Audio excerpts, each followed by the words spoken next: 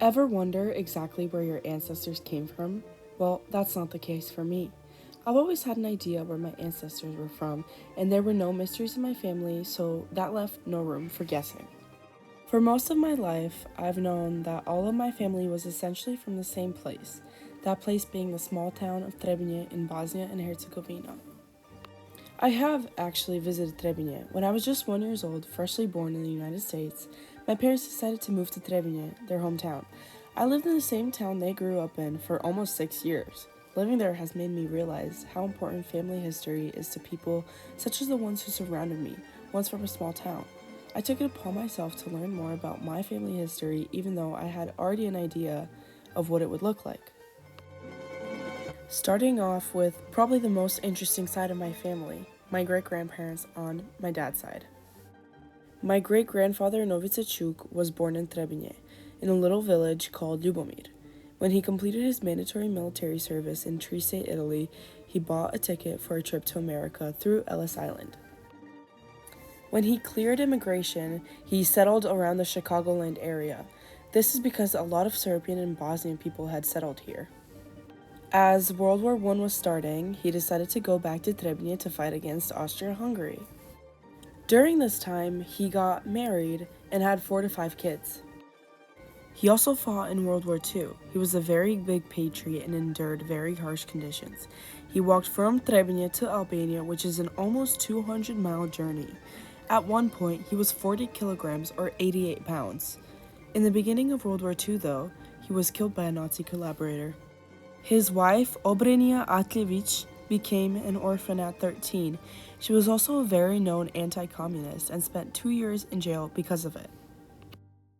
Like Novica, my other great-grandfather on my dad's side followed a very similar path in life. Blagoje Lecic was also born in Ljubomir and decided to immigrate to America. Novica and Blagoje did know each other. He also decided to come back to Trebinje during World War I to fight against Austria-Hungary. His wife, Ilinka Milic, was very interesting. She had one green eye and one blue one. She also had a brother in America who married to a rich woman, and when he died, he left Ilinka somewhere around $100,000 to $200,000. Moving on to my mother's side, my great-grandpa Novakiac, who was also born in Ljubomir, was the mayor of Trebinje. He was one of the first people who completed college in his town. As a very respected person, he earned the title of mayor. When he was young, he was crossing the village and saw a girl that he thought was pretty. He decided then and there that he wanted to marry her, unknown to him that she was the cousin of his future wife. Instead of marrying the girl he wanted at first, the girl's family gave him her cousin and he married her instead. He was a very intelligent person who was highly respected in his town. He also died at a young age. His wife, Vasa Kundachina, also born in Trebinje, lived to be very old unlike her husband. Vasa lived until she was 92. She got married at 16 and was widowed at 32. Her 2 sons died at a very young age, just like their father.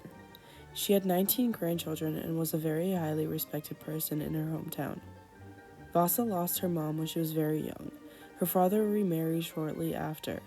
She had 9 siblings, and her father wanted to get rid of all of them, so he married them off as fast as he could. That is the reason Vasa got married at 16. They lied on her marriage papers and said that she was 18 so she could get married.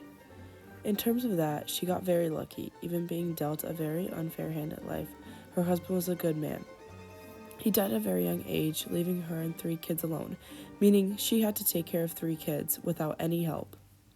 Moving on to my other grandparents, this time my great-grandfather Milosav Aleksic was born in Klakovica, Montenegro. After World War II, Milosav worked with agriculture and farm work and provided for the army.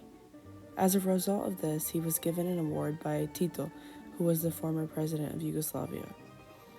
Milosav and his sisters were suspected to be anti-communists, so they were imprisoned and became political prisoners. He was in the Gulag and there were very harsh conditions. He was also the longest-serving occupant of the Gulag. He became very sick and they wanted to let him go because they believed he would die, but he didn't. After that, the Communist Party wanted to help rehabilitate him, but he did not accept their help. His wife, Danica Perovic, was from Trebinje, like almost all of my other grandparents. She was the daughter of a famous pope at the time, and he became a Serbian revolutionist.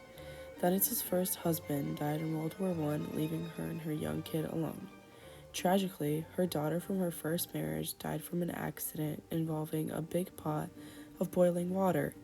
Her second husband adopted a kid that was a survivor of war because Danica was grieving so hard. Due to the war, the kid was left without her parents. She lived with them as if she was their own kid. My grandparents on my dad's side were also both born in Trebinje. My grandfather, Mladen, could have come to the U.S. for a master's at the University of Texas A&M, but he didn't want to leave his parents alone. My grandmother, Bojana, finished college with 4 kids and a full-time job. They were family-oriented people who helped their family a lot. They had 4 kids, and the first 3 were all girls. My dad was the youngest and the only boy. When he was born, my grandfather spent a lot of money for a celebration because he finally got a son. They had many grandkids, and Bojana has sisters in Belgium and Canada now, but when they were young, they had to walk 5 kilometers or around 3 miles to school just one way. Bojana, who is old now, is still a workaholic. She has her own accounting agency and tends to a vegetable garden. She also cares for the cats that they have adopted from the streets. My mom's dad, Dusan Alexic, was a very social person and a good Samaritan. He donated blood and was very friendly. He was also a professional swimmer for some time. My grandmother on my mom's side, Ankica Alexic, had a very tough life. Her 2 brothers and father died when she was very young. She had to be very independent from a young age and even moved out of her house during high school so she could work and study. She was a secretary at a construction company, and during the Bosnian War, she was left without a job. She's also a pet lover and takes care of the neighborhood dog, Bela.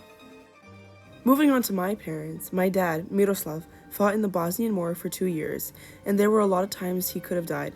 It was a very hard situation for both my mom and dad because they were both so young. Trebinje was getting bombed, so they had to escape. There were a lot of times there was a shortage of supplies like food. My dad studied geography in college and could be a geography teacher now, but he chose to do something else. My mom, Olja, studied economics in college in Belgrade, Serbia, and lived with her sister who was older at the time.